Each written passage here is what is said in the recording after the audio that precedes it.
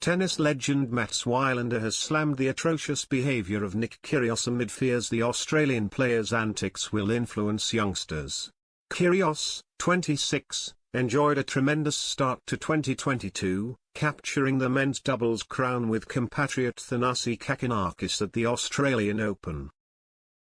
However, he's since fallen foul of the authorities for his conduct at tournaments in both Indian Wells and Miami. In California, he was fined around £19,000 for nearly hitting a ball boy when he smashed his racket, as he exited the tournament to Rafael Nadal. He then lost his cool again in Miami during his fourth-round defeat by Jannik Sinner, being given a point penalty at the end of the first set after smashing his racket, and that was upgraded to a docked game at the beginning of the second set after another violation. After the match, he was fined £3,800 for audible obscenity, £7,600 for unsportsmanlike conduct and £15,000 for verbal abuse by the ATP. However, the penalties were considered light given he made £72,000 alone for reaching the fourth round.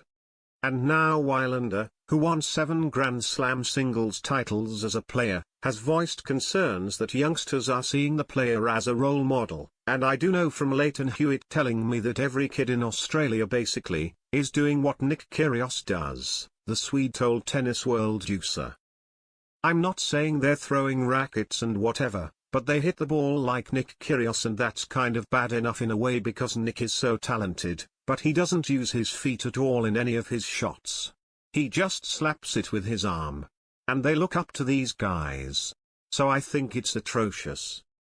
Wilander also implied Kyrgios should be aware of those not as privileged as him. I actually think it's horrible.